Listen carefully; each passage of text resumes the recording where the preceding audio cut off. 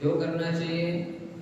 क्योंकि इंग्लिश में भी लोगों ने इसका महत्व समझा है और उन्होंने लिखा है What you can have and have not by money।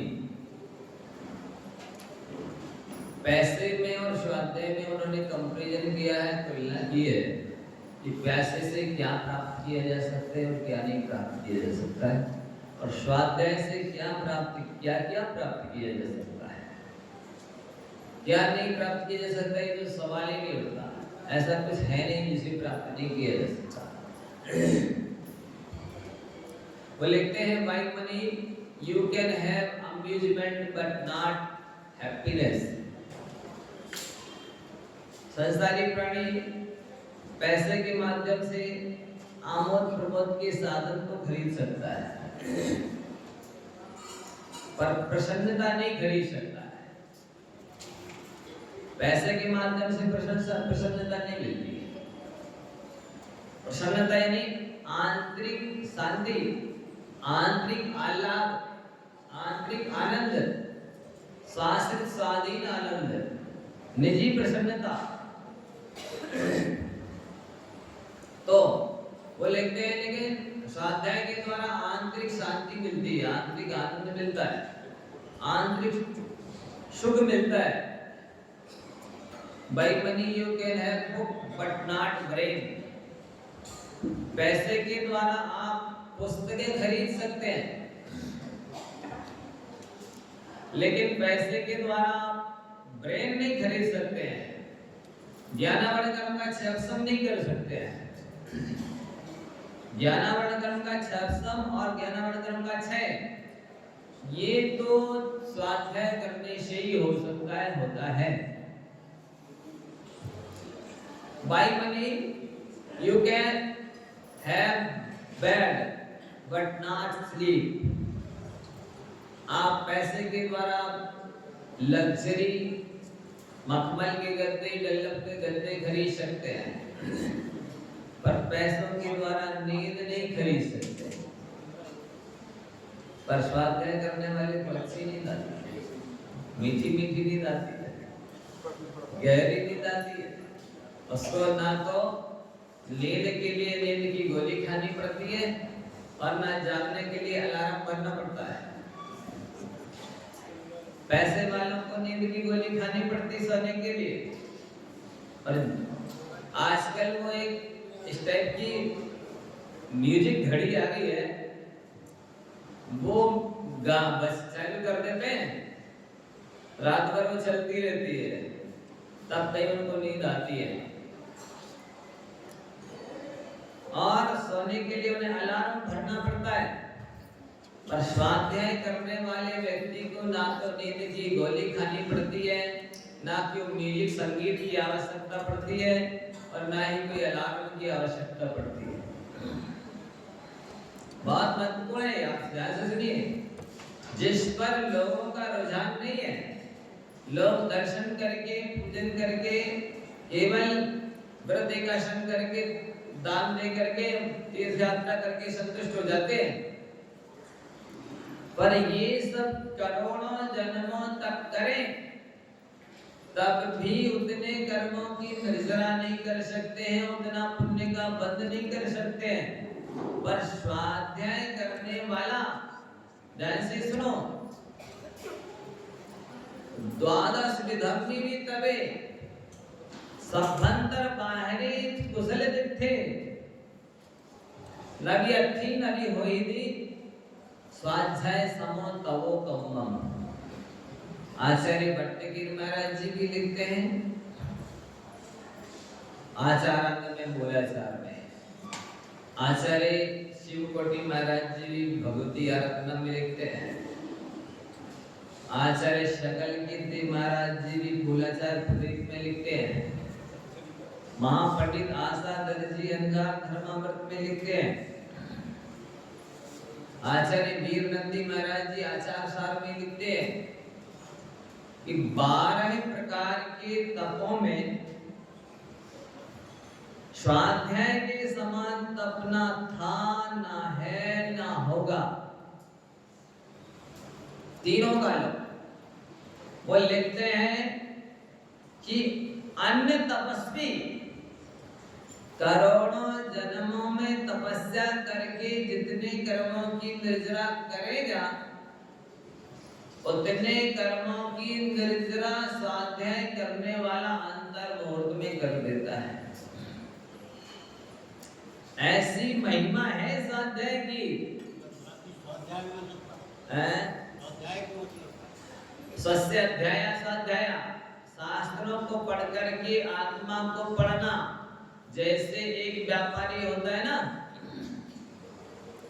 वो अपने बही खाते में देखता है कि 2 जोड़ी टोडल हैं हमारे पास, तुरंत अपनी संदूक खोल के देखता है कि नहीं 2 जोड़ी टोडल इसमें लिखे हैं, एक हार है, एक कंगन है, तुरंत अपनी उसमें संदूक में तिजोरी में देखता है कि इतने लोगों ने हमारे पास जेवर रख रखा है, तो वो है कि नहीं।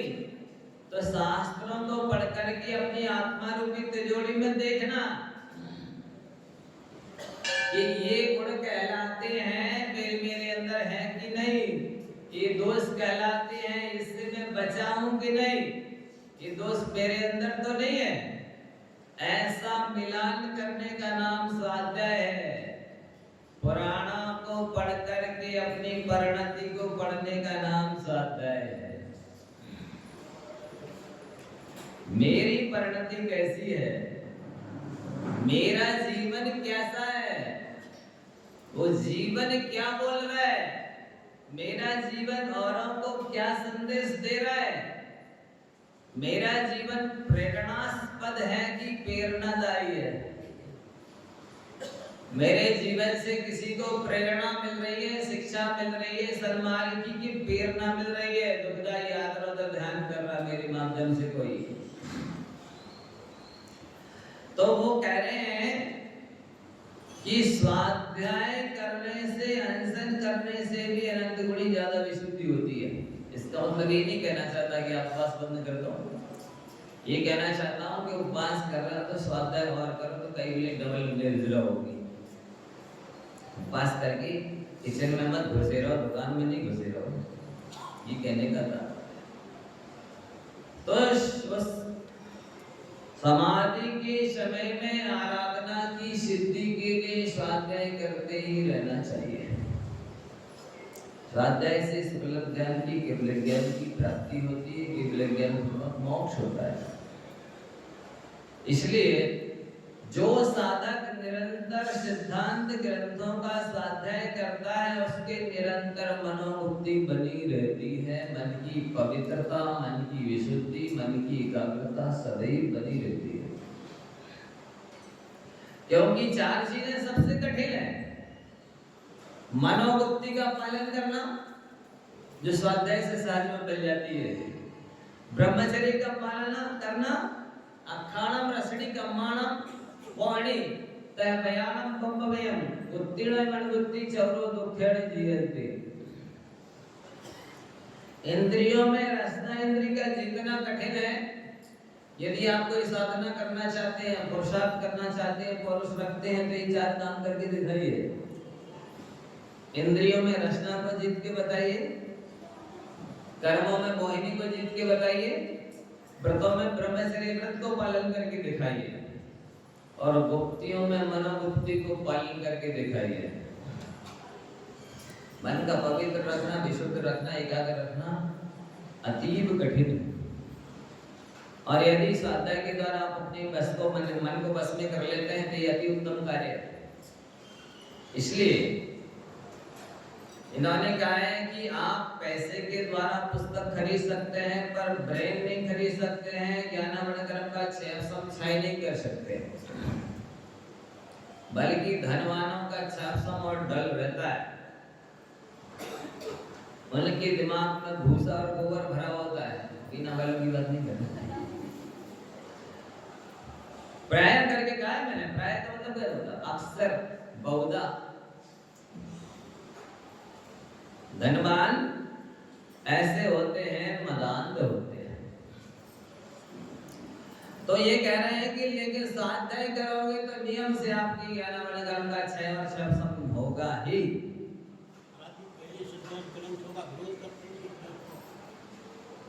हाँ, बहुत अच्छा। ऐसा है कि सिद्धांत ग्रंथों में धवला महाधवला तो आते ही है, बाकी जीव कांड है, कर्म कांड है और सविष्ठाना है, ये जो उसके नीचे के ग्रंथ है ना, ये सब तो पढ़ सकते हैं।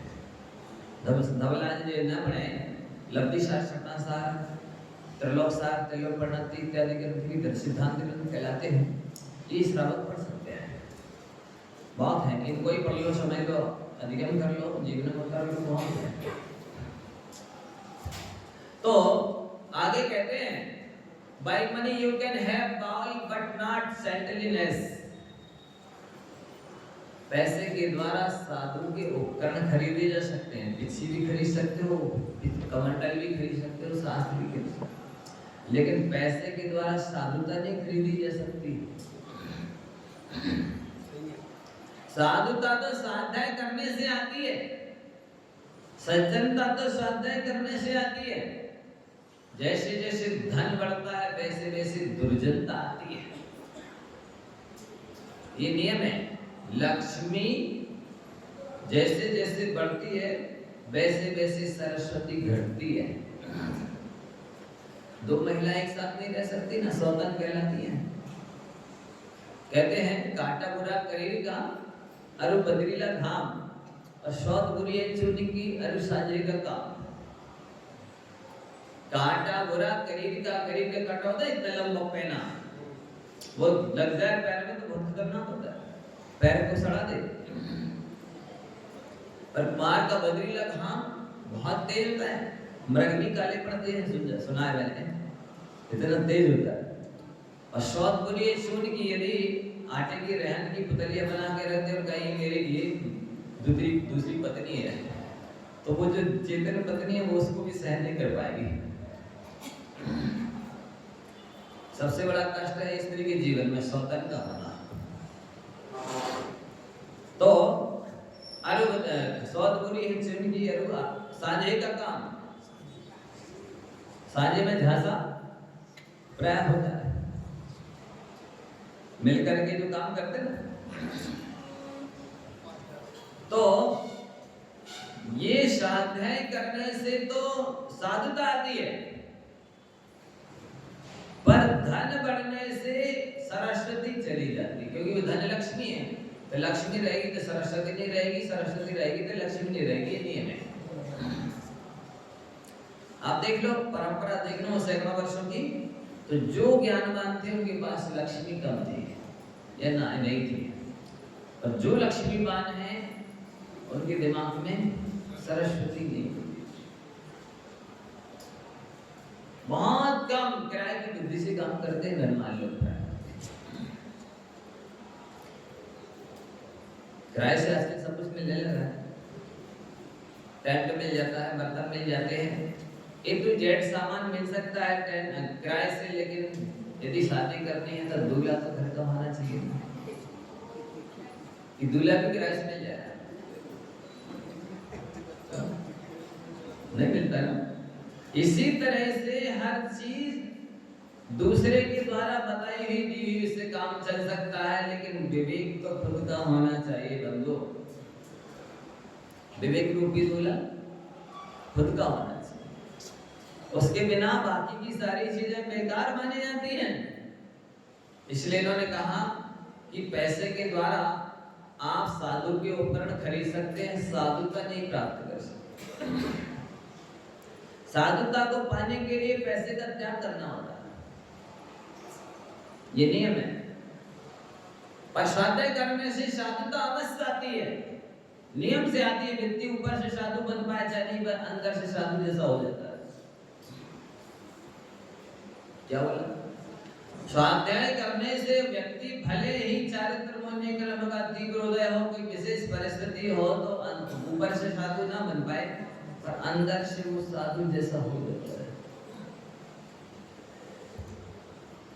तो आगे कहते हैं, by money you can have house but not home। पैसे के द्वारा आप मकान बना सकते हैं, कोठी बंगला महल मकान बना सकते हैं, पर पैसे के द्वारा शांति नहीं प्राप्त कर सकते। जो उस घर में होनी चाहिए सामंजस्य, एकता, अनुशासन, मर्यादा, ये चीजें पैसे से नहीं आती है, ये चीजें स्वाध्याय करने से आती है। कैसे बड़ों की विनय करना, कैसे बड़ों के अनुशासन में रहना, कैसे एक दूसरे की बातों का आदर करना, बातों का सुख दुख का ख्याल रखना, किस तरह से मैनेजमेंट करना, ये सारी चीजें स्वाध्याय करने से आती है। भाई money, you can have luxury but not culture. Luxurious सब सुविधाएं पैसे से आ सकती हैं, खरीद सकते हैं, प्राप्त कर सकते हैं, लेकिन जो हमारी भारतीय संस्कृति है वो तो स्वाध्याय करने से ही पता चलेगा। सोशल साइंस में, सामाजिक विज्ञान में या लोकल में लोग उसे लौकिक में इतिहास कहते हैं, हिस्ट्री। इसको शास्त्रीय भाषा में प्रथमानुयोग कहा जाता है। इन्होंने लिखा है कि हेय और उपादेय का ज्ञान करने के लिए और बोधि और समाधि की प्राप्ति करने के लिए प्रथमानुयोग का अध्ययन विशेष रूप से किया जाना चाहिए। क्योंकि इस अनुयोग का अध्ययन कब करना चाहिए? यदि आपकी कसायत तीव्र हो तो प्रथमानुयोग पढ़ो। प्रथमानुयोग के पढ़ने से आपकी आंखें गीली हो जाएगी, आंसू आ जाएंगे, हृदय कठोर है, काला है, कर्कश नेचर है, तो मृत्यु हो जाएगी। इसलिए आचार्यों ने कहा है प्रयाग करके पंचम काल में तीव्र कसाई लोग हैं, इसलिए उन्हें मुख्यतः से प्रथमानुयोग का स्वाध्याय करना चाहिए। पुराने जमाने में लोग शाम को आरती करते और स्वाध्याय अवश्य करते, पद्म पुराण इत्यादि का करते थे। यह देखा मैंने, मेरी भावना तो कुछ लोग पढ़ते हैं, कौन पढ़ते हैं? आप सबसे हमारा कहना है, आपको नियम दिया जाता है, एक प्रथम आराध्य सूत्र भाग 1 को है, इनमें लगभग 200 ग्रंथों का सार है। इनके पढ़ने से कितने लाभ होंगे एक बार सुन लो ध्यान से, गिनते जाना। ये आपको नैतिक बनाएंगे 1, इनको पढ़ोगे ना दोनों को बार बार। व्यवहारिक बनाएंगे 2, ये आपको धार्मिक बनाएंगे 3, ये आपको आध्यात्मिक बनाएंगे 4, ये आपको जीवन जीने की कला, आर्ट ऑफ लिविंग सिखाएंगे 5, ऐसा ढंग से मरने की कला सिखाएंगे 6। इन दोनों ग्रंथों को बार बार पढ़ा तो आपका घर स्वर्ग बन जाएगा 7। और किसी भी क्षेत्र में हो सफलता के अद्भुत रहस्य बताएंगे ग्रंथ 8। किसी भी क्षेत्र में उन्नति करना हो तो उन्नति के उपाय बताएंगे 9। और व्यक्तित्व का चौमुखी विकास करेंगे 10। व्यक्तित्व में 4 चांद लगाएंगे 11। और यदि 4-5 बार शुरू से अंत तक पढ़ लिया और याद हो गया तो मेरी आधी से ज्यादा विद्युत आपके पास पहुंच जाएगी 12। और याद रहा तो ये मान के चलिए कि सुप्रीम कोर्ट का वकील भी आपसे नहीं जीतेगा, गारंटी मेरी है। क्यों?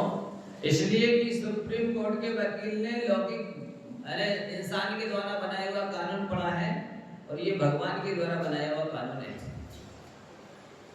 तो ये ग्रंथ आप सभी को पढ़ने चाहिए, बच्चा बच्ची महिला पुरुष सभी। तो नियम दिया जा रहा है, जो यहाँ मेरी भावना का पाठ करते हैं वो 15 मिनट इसका स्वाध्याय भी करेंगे, ठीक है? कोई आपत्ति? किसी को आपत्ति तो हाथ उठा दो। नहीं, ठीक है, आज से शुरू। तो ये ऐसे ग्रंथ हैं कि जिनके हर लाइन में सेंस है अलग अलग। घंटे भर की स्टोरी नहीं है कि इतने लंबा कहानी पढ़े फिर उसका सार निकालें, क्या कहना चाहते हैं, नहीं। हर लाइन में अपना शिक्षा और प्रेरणा है। 200 ग्रंथों का क्रीम सार निकाल करके रखा गया है इसमें। तो स्वाध्याय आप लोग करिए।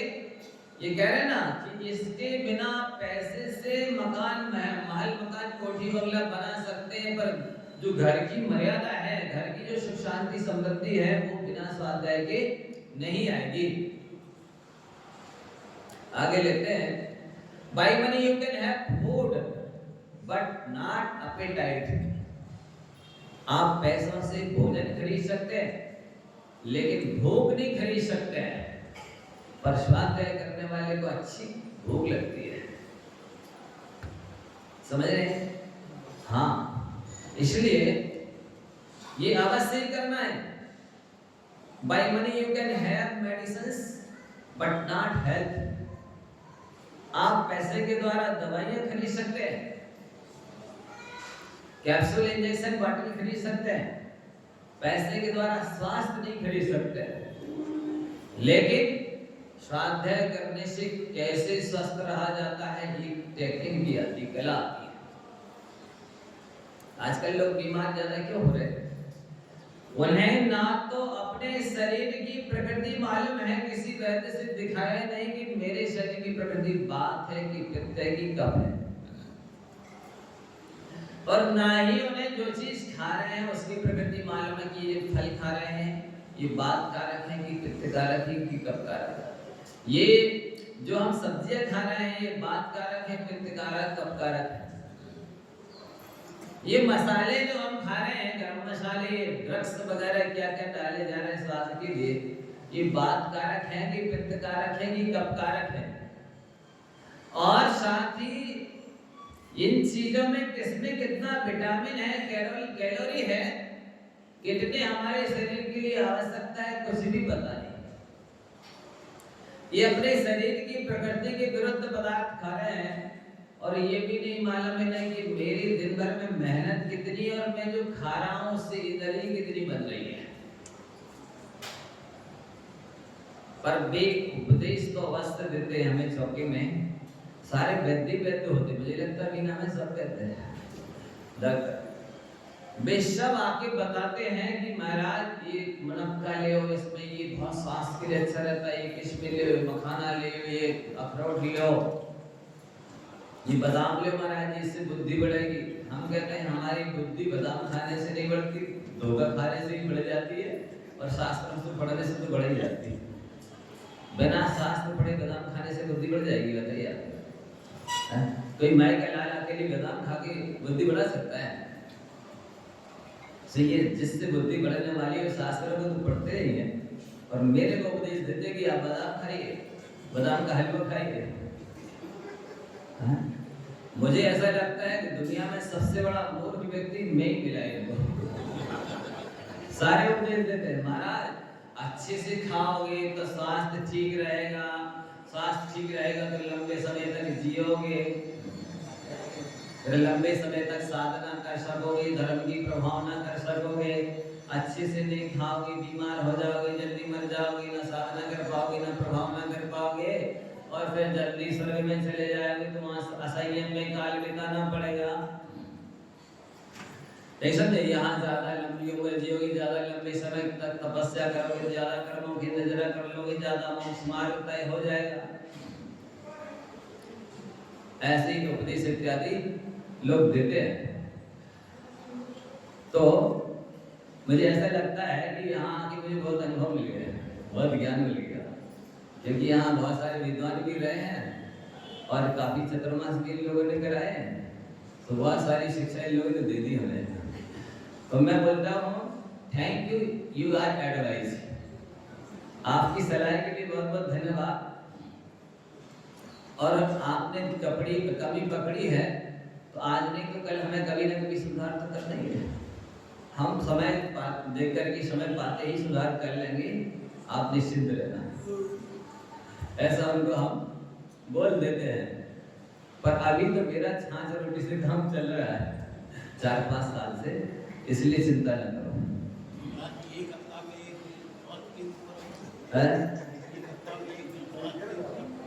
एक नहीं मानेगी ये, श्वास के ऊपर शिविर भी लगाते हुए चाहे प्रवचन करते हुए, एक नहीं मानने वाले ये, मुझे पता है। इनको तो जो फेवरेट चीज है वो लूफर भी हो तो खा लेंगे ये, नहीं समझे? और इनको जो नहीं खाना है तो नहीं खाएंगे। ये तो कोई कैंप लगा ले, स्वास्थ्य शिविर लगा दे कोई, और अच्छी फीस ले 10-20 हजार रुपए की, तो ये पहले से ही अपॉइंटमेंट ले लेंगे, फीस भर आएंगे। पर फ्री में यहाँ जो दिया जा रहा है उसकी कोई वैल्यू नहीं है इनकी दृष्टि में, ये नहीं मानेंगे। ये तो महिलाएं कहेंगी थोड़ा सा सिर दर्द हो गया तो वे कहेंगी डॉक्टर के यहाँ ले चलो, और जिसने 10, 20, 50, 100 रुपये फीस लेता ना, उसके यहाँ जाने से इनका सिर दर्द ठीक हो ही नहीं सकता। नहीं समझे? 10-20 हजार की फीस ले रहे और 50-60 हजार की दवाई लिख दे रहे तो बिल्कुल लिखते ही इनका सांस ठीक हो जाता है कि अब तो स्वस्थ हो गया। जब तक 1,50,000 ना मिट जाए तब तक इनका स्वास्थ्य ठीक होते ही नहीं। ऐसी स्थिति है, लोगों की मानसिकता है। जितनी ज्यादा फीस, जितना एडवर्टाइजमेंट MBBS इत्यादि लिखा हो, और जितनी पहले से अपार्टमेंट लेना पड़ता हो, इंतजार करना पड़ता हो, वो डॉक्टर उतना अच्छा माना जाता है। भले वो इंजेक्शन में पानी भर के लगा दे तो ये ठीक हो जाती है। ऐसी मानसिक, क्योंकि मानसिकता से व्यक्ति ठीक होता है और मानसिकता से बीमार होता है। मानसिकता का बहुत फर्क पड़ता है। व्यक्ति जैसा सोच ले वैसा होता है। एक दिन नहीं सुनाया था कि एक व्यक्ति वृक्ष के नीचे बैठा था, उसे सांप ने काट दिया और वो अंदर घुस गया बिल में, और थोड़ी देर में वहां से चूहा निकला। एक ही मिनट बाद, अरे मुझे चूहे ने काट दिया, तेरे को काट दिया, कुछ नहीं हुआ। दूसरा व्यक्ति दूसरे वृक्ष के नीचे बैठा था, उसे चूहा ने काटा, चूहा तो घुस गया बिल में, बाजू से सांप निकला, और मुझे सांप ने काट दिया, वो डर गया और मर गया। तो मानसिकता का फर्क पड़ता है। व्यक्ति की जैसी धारणा होती है वैसा काम होता है। तो अब 1 मिनट के अंदर का 1 सेकंड में भी सारे आपके श्वासवर्धक तत्व नष्ट हो सकते हैं। आप डर जाए तो, भयभीत हो जाए, चिंतित हो जाए, दुखी हो जाए, अकाल मरण हो सकता है। इसलिए मानसिकता को ठीक करना चाहिए। तो यहां कहा जा रहा है बहुत सारी चीजें आपको बताई जा सकती है। केवल स्वर के माध्यम से भी आपको बहुत कुछ लाभ प्राप्त कराया जा सकता है। ये दाएं बाएं स्वर होते हैं ना, बहुत महत्वपूर्ण चीज है। इन स्वरों के आगे तो सारा पंचांग फैले। क्यों राजीव आज पढ़ा ना, ऐसा महत्व है इसका। यदि आपको बता दें किस स्वर में उठना है, कैसे उठना है, उठ करके क्या करना है, कौन सा पैर आगे रखना है, कौन सा बाद में रखना है, आपको दूना चौगुना लाभ होने लग जाएगा। और यदि इसका आजमाना है तो मैं एक बताता हूँ तरीका, टेक्निक। आप 2 दीपक में तेल भरिए, बाती रखिए, और एक दीपक को जिस समय राइट हैंड वाला दायां स्वर चल रहा हो, तो श्वास अंदर खींचिए, जल जाए फिर श्वास छोड़ दीजिए। और दूसरे वाले दीपक को आप सामान्य से बाएं स्वर चल रहा हो या कैसे भी चल रहा हो, आप जला दीजिए ऐसे। अब आप देखेंगे एक दीपक तो जितना तेल है उसमें उतना जल करके बुझ जाएगा, दूसरा दीपक 6 घंटे 9 घंटे 12 घंटे चलेगा। ऐसा स्वर का प्रभाव है। देख लेना करके, अजमा लेना तो समझ में जाएगी ईश्वर विद्या कोई चीज है, बहुत बड़ी चीज है। तो ये सारी चीजें सिखाई जाती है, सिखा सकते हैं, लेकिन अभी तो स्वाध्याय के बारे में चल रहा है, इसलिए इसे विषय में बताना महत्वपूर्ण है। सिखाने के लिए बहुत कुछ है। तो आपसे ये कहा जा रहा है कि by money you can have medicines but not health. पैसे के द्वारा आप लाखों हो गए। कोरोना के टाइम पे लोगों ने लाखों लाखों रुपए के इंजेक्शन लगाए, लेकिन क्या बच पाए? नहीं।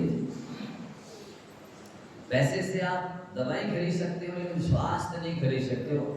आप कहना चाहिए आयु को नहीं बढ़ा सकते हो, लेकिन स्वाध्याय करने से पूर्ण आयु जियोगे आप। उसी को कहते हैं आयु बढ़ गई। आयु घट तो सकती है, बढ़ नहीं सकती है अकाल मरण के द्वारा। पर but by money you can have temple but not Lord. आप पैसे के द्वारा पत्थर का या कैसे भी जिनारे तो बना सकते हैं, पैसे के द्वारा मूर्ति खरीद सकते हैं, पर पैसे के द्वारा भगवत्ता प्राप्त नहीं कर सकते हैं। पर स्वाध्याय करेंगे तो निश्चित ही आप भगवान बन जाएंगे, गारंटी है, नियम है। तो यहाँ कहा गया है कि यदि आपकी कसायत तीव्र है तो आप प्रथमानियोग कथा ग्रंथ पुराने ग्रंथ पढ़िए, आपकी कसायत डाउन हो जाएगी, मंद हो जाएगी। और मंद के साथ होना बहुत बड़ी उपलब्धि है। शांति तुल्यम न तपो नास्ति। यदि आपके जीवन में शांति आ गई है तो आप थोड़ा कोई तपस्वी नहीं है। पर हर स्थिति में शांति आनी चाहिए, और ये शांति आएगी स्वाध्याय करने से। कल मैंने एक श्लोक सुनाया था, आप लोग को याद है? शतेषु जायते शूरा सहस्रेषु च पंडिता वक्ता 10 सहस्रेषु दाता स्यात् द्वानवा। 100 लोगों में एक शूर पहलवान होता है, हजारों में एक पंडित होता है, 10,000 में एक वक्ता होता है, और 10,000 में दाता हो भी सकता, नहीं भी हो सकता। जैसे मैंने बताया था ना कि 2-3-4 लोगों ने, मेरा क्या नियम है, प्राय में कभी ये ग्रंथ जैसे छपता है ना, कभी माइक से अनाउंस नहीं करवाता है महाराज का ग्रंथ छपा है, आप लोग कोई सहयोग करिए, नहीं ना ही 2-5-5 हजार रुपये के चंदा इकट्ठा करवाते, ना पर्सनल संपर्क करते कि भाई ग्रंथ छपा है। जो स्वयं चला के बोलता है कि महाराज जी अगली बार हमको सौभाग्य देना इस ग्रंथ की छपवाने का, उसके द्वारा छपता है। तो इतना बोलते ही मुकेश जी हैं, मंत्री जी, मनोज जी आर्यन वगैरह बोले महाराज जी हमें पता ही नहीं था कि हमें बोलना पड़ता है। हम तो ये समझते थे कि आप जब भी कहेंगे तो हम तैयार ही हैं, आप जब भी बोले यहाँ रहेगा कहीं भी रहेंगे, कभी भी कहेंगे हम तैयार रहेंगे आपके।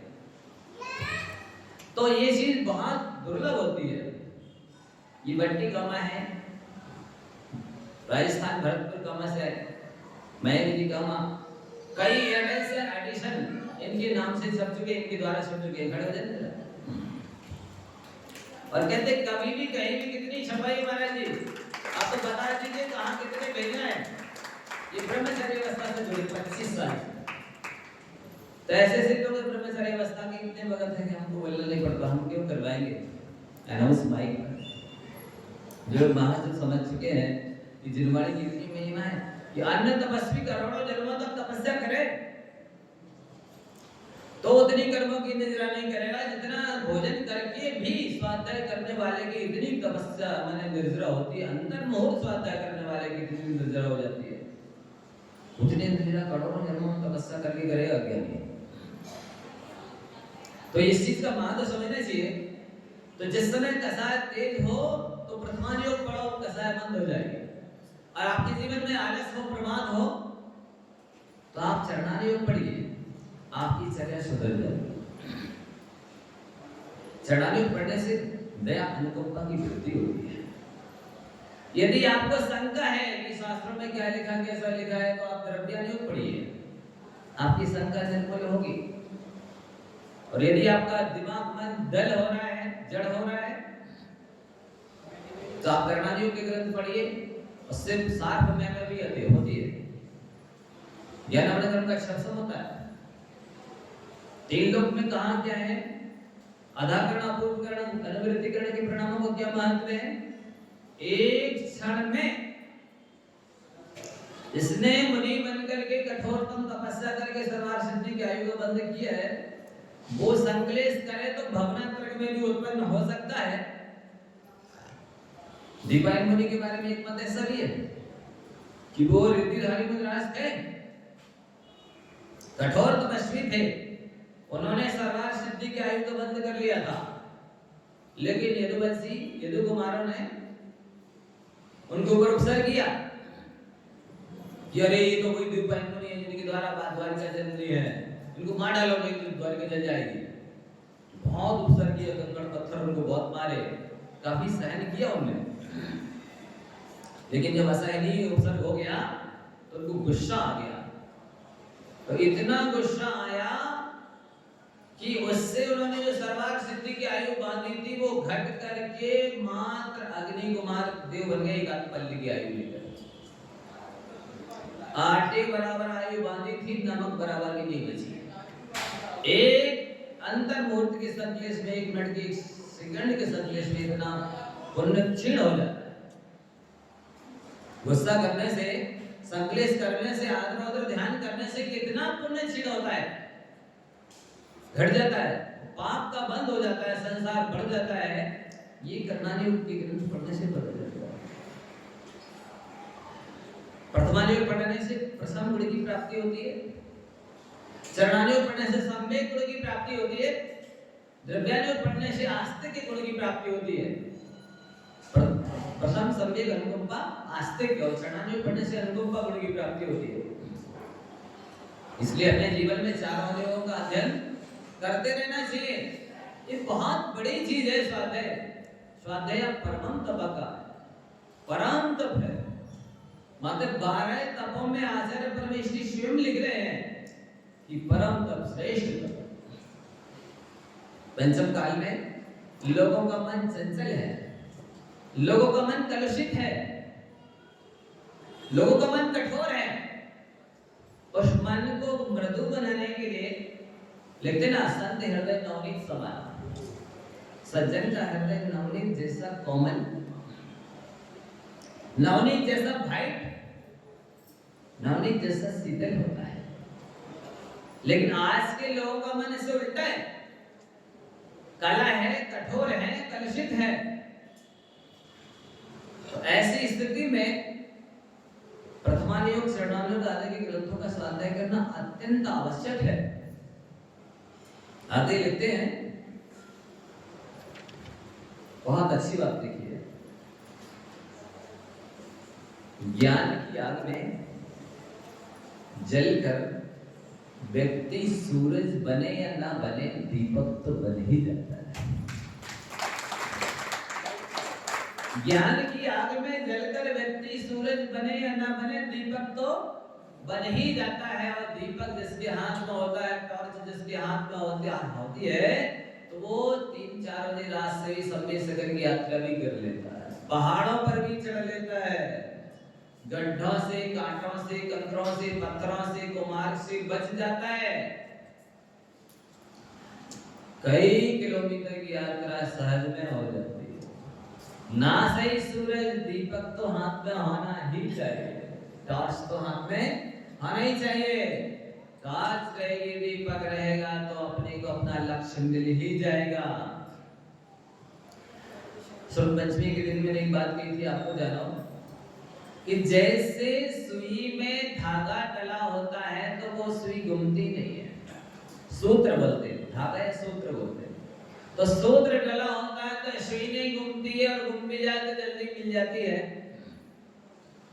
वैसे ही इस आत्मा में जिनवाणी के सूत्र डले होते हैं तो ये आत्मा नरक नगोद में घूमती नहीं है, और कदाचित चली जाए तो जल्दी निकल आती है।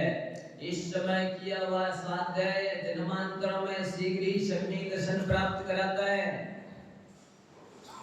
और वस्तुतः जो विनयन सुधमदितम देवी पमायन होई विसर्गम अबठाति परमे केवल नाम से मावहदी।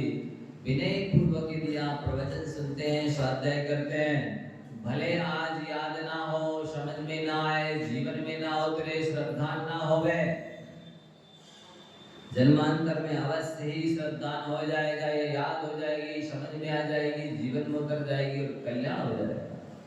इसलिए बंधुओं, आपको अपने जीवन में ये शिक्षा तो हमारी अवश्य मान लेनी चाहिए। चतुराई प्राप्त करने के साधन शास्त्रों में बताए हैं। यदि आप एक्सपर्ट बनना चाहते हैं, विवेक प्राप्त करना चाहते हैं, अनुभव प्राप्त करना चाहते हैं, तो कितनी जगह जाएं आप जिससे आपका ज्ञान बढ़ेगा।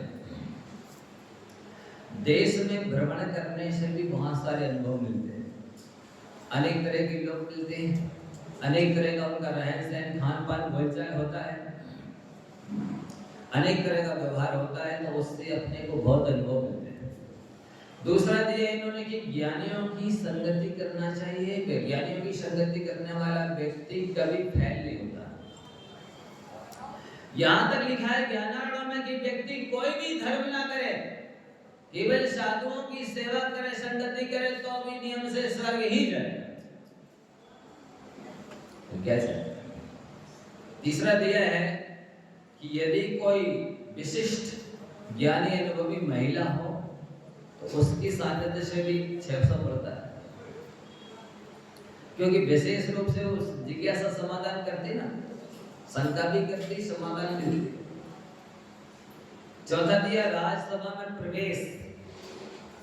यदि आपकी ऐसी योग्यता है तो आप वहां भी जाकर के अनुभव प्राप्त कर सकते हैं,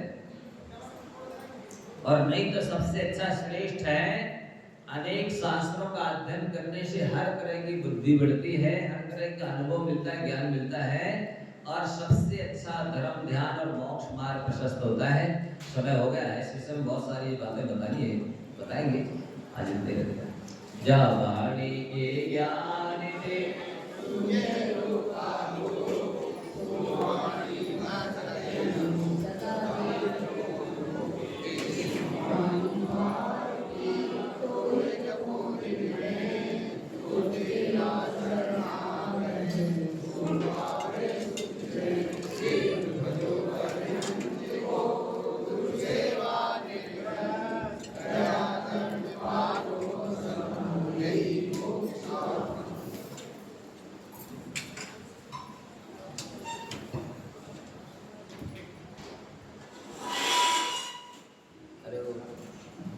राजस्थान वालों को बुला के राजस्थान वालों को बुला राजस्थान से पधारे होंगे जो हमारे घर में प्रेम महानुभाव यहाँ पर आकर के श्री बंटी भाई बंटी भैया और एक और भाई साहब आए यहाँ पर बैठ करके और हमारे से आशीर्वाद अंदर की भक्ति और समापन करेंगे। कमेटी वाले सम्मान करेंगे दोनों भाई साहब रत्न त्रयी निरुपमो सद्गुरु आत्मा में बसती है, निर्लोभ निर्दोष बनाकर करुणा